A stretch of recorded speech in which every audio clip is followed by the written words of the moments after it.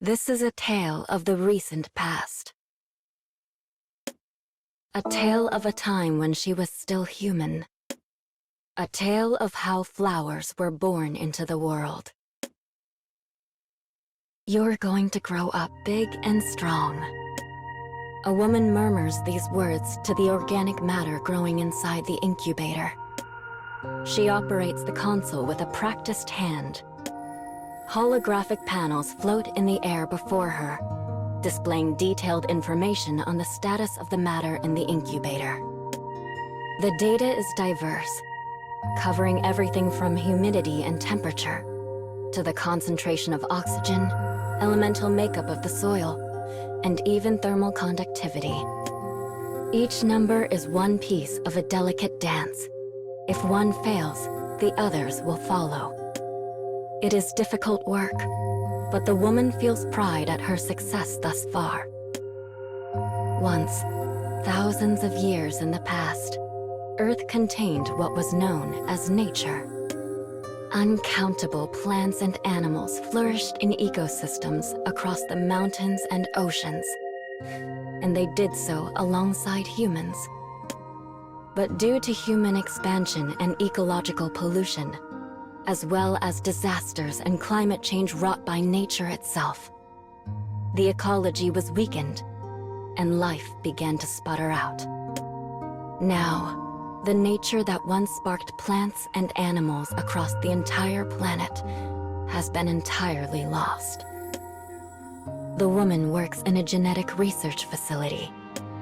It was built with the newest and best technology available, and serves as a gathering place and laboratory for the world's most prominent scholars and researchers. The woman, a leader in the field of genetic engineering, now concentrates all her efforts on the process of regenerating extinct plants and animals. "You seem extra happy today," she says to her latest experiment. "So why don't we give this a go?" She flips switches and presses buttons on the console. Moments later, there is a beep, and liquid sprays into the incubator. That liquid is a custom-made growth accelerant that interacts directly with DNA. The moment it lands on the organic matter, a white flower springs out of the soil. "Yes," cries the woman. She permits herself a single fist pump. In truth, she wants to leap up and go dancing through the lab. But the fact she is under constant surveillance takes much of the fun out of such spontaneous celebrations. Not to mention her embarrassing incident of long ago. "Brought another one back, did you?" The speaker is a large, muscular man in a lab coat. Though his physique is more appropriate for a soldier, he is actually a talented scientist in his own right. "Honey," says the woman, "I thought you were sleeping. But yes, come here and take a look at this." She and the man have been married for 5 years. They met in this very facility. "It's pretty," murmurs the man as he bends down to get a better look at the incubator. "What's it called?" "I don't know. But according to the literature, they say finding one will grant your greatest wish." Though the woman would be embarrassed to admit as much, this story is the reason she chose to bring the flower back. For she has a wish she desires above all else. A wish to see the world filled with green once more. As she stares at the flower growing in the rich soil, she whispers her wish, hoping that it might hear. This world knows nothing but heartache and loss, and she wants to give it something good. It's the reason she studied genetic engineering in the first place. And though it has been a journey of fits and starts, her plans are finally bearing fruit. Suddenly, her thoughts are interrupted by the strident howl of an alarm, followed by a red light in the incubator. The two look inside and see the flower rapidly shriveling.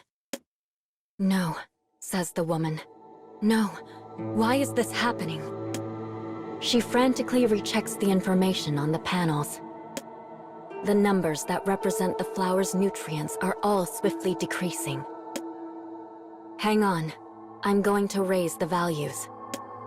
She pumps additional nutrients into the incubator, twice the normal amount. Liquid gushes out, adjusting the concentration of oxygen and the nutrients within the soil. But the flower continues to fade, its petals falling noiselessly onto the dirt below. Her husband looks at some of the numbers and furrows his brow. Strange. This flower is using far more energy than normal. It's a calm observation, one made from the experience of seeing countless flora wither away in his own experiments. But the woman is in no mood to hear it. I can't let it die, she thinks. Not now. If it dies, my wish dies with it. She doubles down and focuses on the console.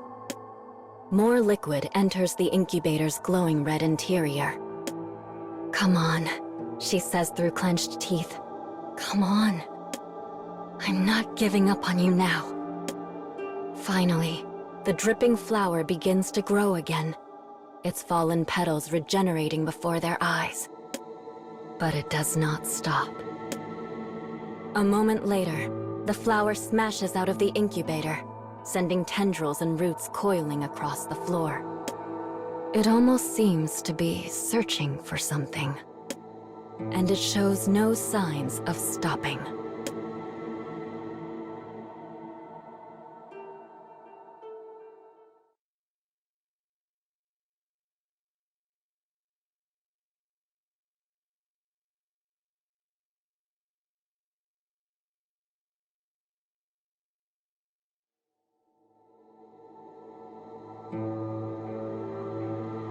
A siren begins to wail.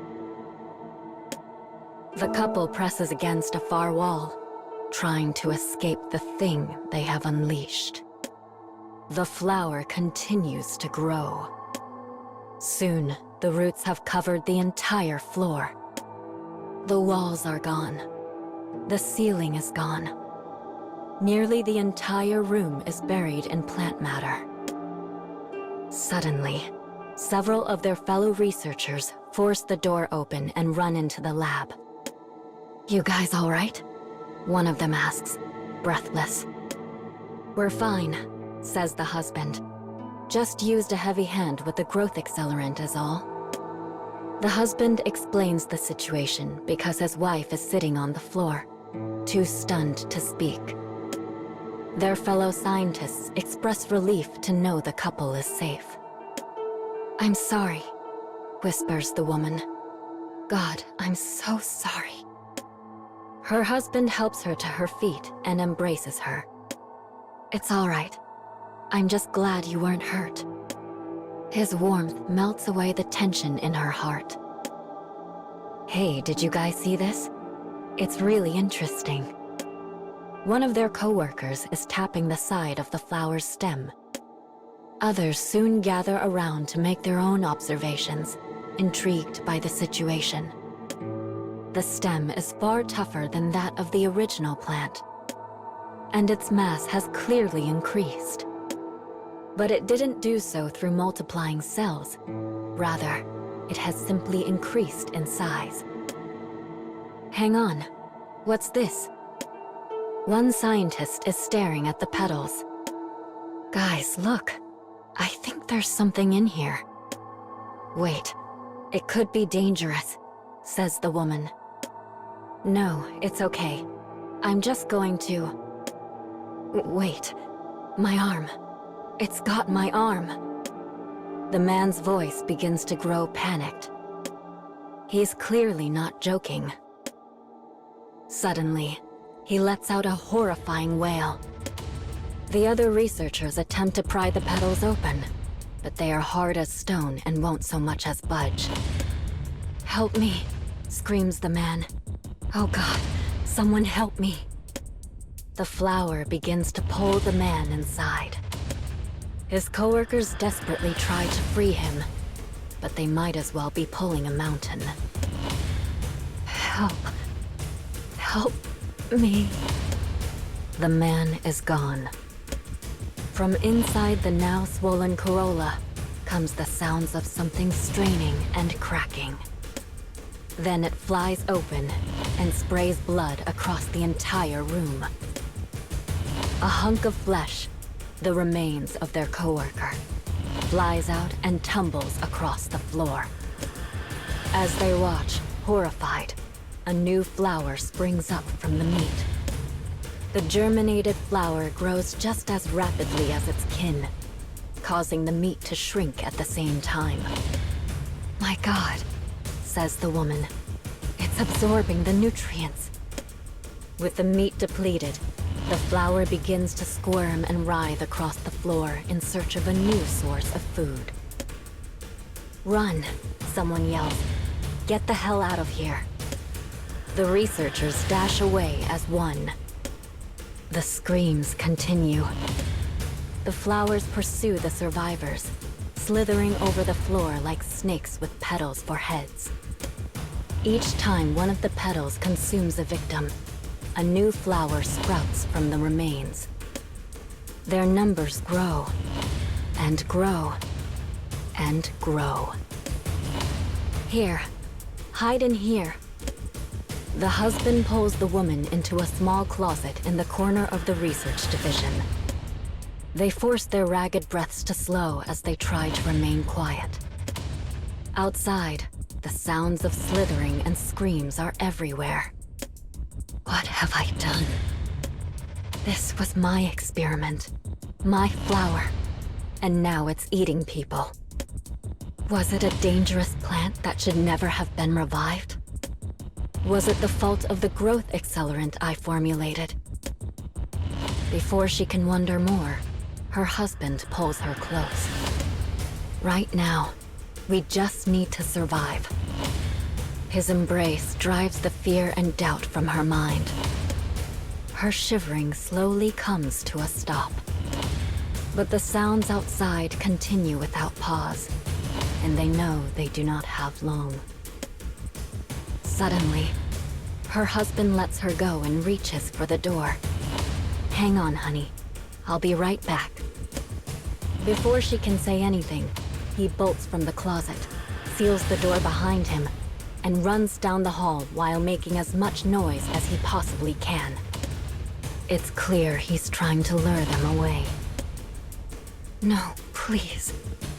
Please don't leave me here alone."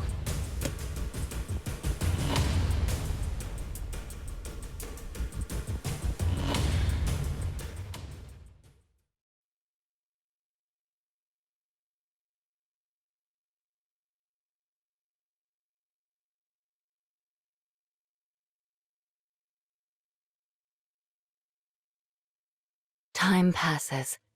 She has no idea how much.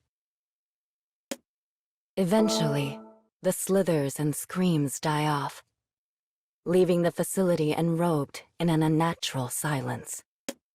She attempts to leave the closet, but the door is locked. The woman feels her body growing cold, perhaps due to fear and guilt. All she can do is wait and pray for her husband to return. Ironically, they had met in this very closet. Her arms had been piled with equipment that day, and she was unable to work the knob. Suddenly, her gallant knight swooped in and opened the door for her.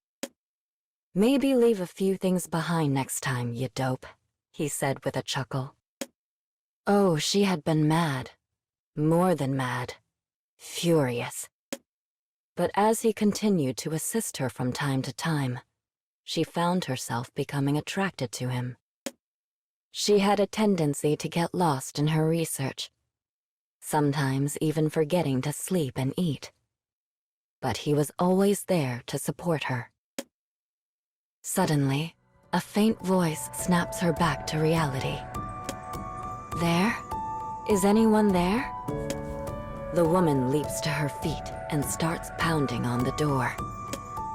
"Here," she cries. "I'm in here." Footsteps pound into place outside the closet. She hears radio calls, breathing, muttered commands. We're going to cut through the door. Stand back. A glowing red dot appears in the center of the door, sending up smoke. Soon, the high-temperature cutter begins slicing a hole in the steel. When it is halfway done, she peeks through the opening and beholds a horrible sight. The walls, floors, and ceiling of the facility have had furrows gouged into them by the snaking movements of the flowers. And within each furrow is tightly packed meat that oozes fresh blood. Bodies that weren't absorbed had been ground into paste by the sheer bulk of the flowers. The woman can't even tell who they used to be. But when the smell hits her, she turns aside and vomits. "You all right, ma'am?" The voice comes from a soldier looking at her through the hole in the door. He's covered head to toe in thick black armor and holds an imposing beam rifle in his hand. He looks to be ready for war. The woman nods, wipes her mouth with a shaking hand, and crawls out through the hole. The smell is worse out here. Much worse. And it brings everything rushing back. The screams of pain, the snapping of bones, the delight of the flowers as they ate. She can hear and see it all over again. She turns to the side and vomits once more, but all that comes out is a stream of yellow bile. Her body has nothing left to give. "Were there any other survivors?" asks the woman, hoping against hope for a miracle. The soldiers just shake their heads. The hues of despair grow darker. But she cannot stay here. Not when he might be alive. Not when he might need her help. "I'm coming with you," she says. "I need to find my husband. Oh, and I know every inch of this facility, so I can guide you wherever you need to go." After a brief conference, the soldiers bring her along. Eventually, they arrive at the most heavily damaged area. This is Research Block 21, the location of the woman's lab. It's as if someone redecorated the room to look like a version of hell. Everything, from the floors to the ceiling, is painted red.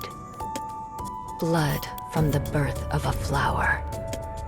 How many of her coworkers had been consumed? How many had she killed? The guilt chills her to the bone. Suddenly, a deep bellow rumbles out. Something is coming their way. Something massive. In positions, now.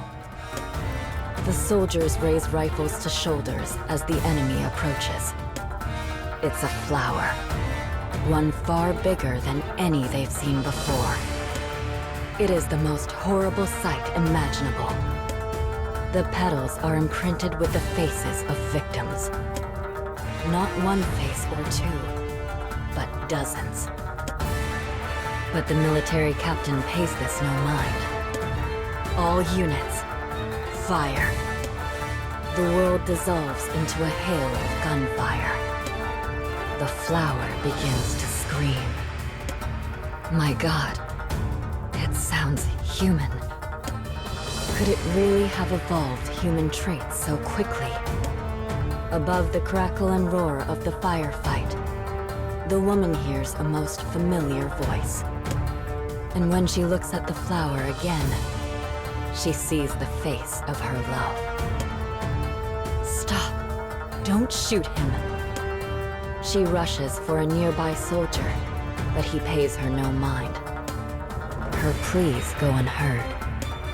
Her actions are meaningless. Her husband is gone. Knowing this, she breaks down into sobs.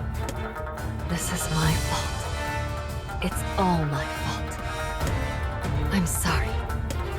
I'm sorry. I'm sorry. When the fighting stops, The flower lies unmoving on the ground. The woman cradles her dead husband and continues to apologize. She does so until her voice finally fails her.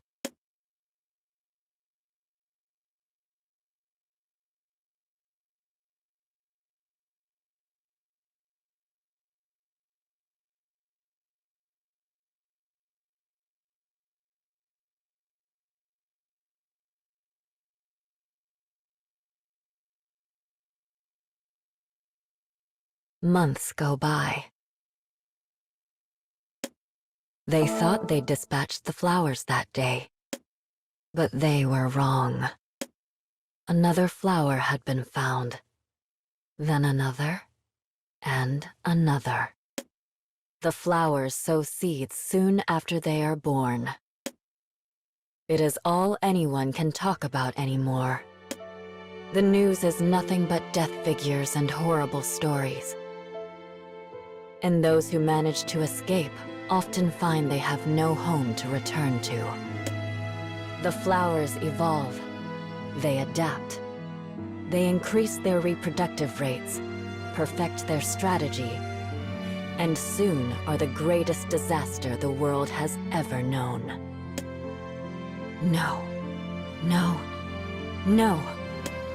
Enraged, the woman smashes her hand against the console.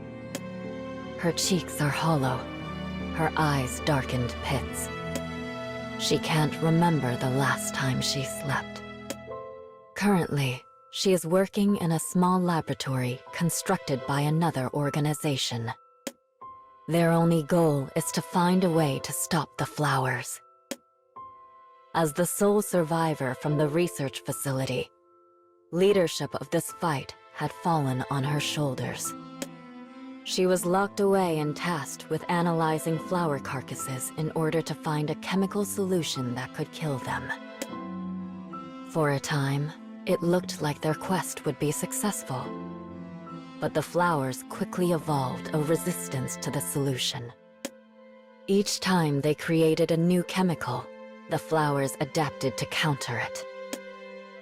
Now, she stands before a flower in a massive incubator. On its petals, she sees the faces of her coworkers and husband. Her mind has whirled with thoughts since that day. Were they things she should not wish for? Did they go against nature? Was all of this technology too powerful for humans? She has thought about putting herself out of her misery. But when she thinks of what her husband went through, she finds herself driven by the need for redemption.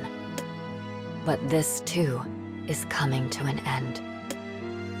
It has been 5 days since her liaison with the outside world stopped arriving. Perhaps he decided the research was fruitless and walked away. Perhaps a flower killed him. Her food supplies are gone, yet she feels strangely at ease. She wonders idly if her senses are beginning to break down. From a distance, she hears the approaching footsteps of the Reaper. Honey.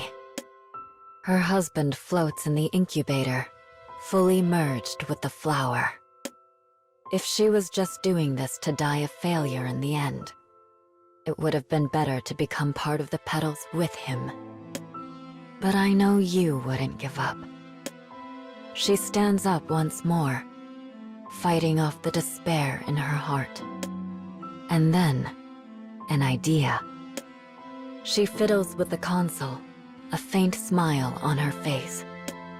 Perhaps it is folly, or perhaps it is the only way they will ever be able to kill the flowers. Days pass. The liaison never arrives. The woman is skin and bones, barely able to move. She stands before the incubator with an inscrutable expression and stares at the thing inside. There, floating in the tank, is a couple. She had combined the genes of people and flowers to create clones of herself and her husband. With a shaking hand, she operates the console. The liquid in the incubator drains away, and the couple awakens. Your name is F66x. Your name is 063Y. Together, you will eliminate the flowers from this world. The couple nods silently. No matter how many times they might be stricken with despair, no matter how many times they meet a cruel end, they will be reborn again and throw themselves into battle with the hated flowers anew. That is how they will achieve victory, and how the woman will gain her redemption. And so, she gives her cloned self its first order. Kill me. The clone nods silently and wraps its hands around her neck. As fingers tighten, consciousness slips away. Yet the woman wears an expression of utter peace. Decades pass. The flowers can infinitely reproduce. The clones can infinitely reproduce. Their war rages on to this day. And in the midst of this never-ending battle, nature begins to take root within the empty cities.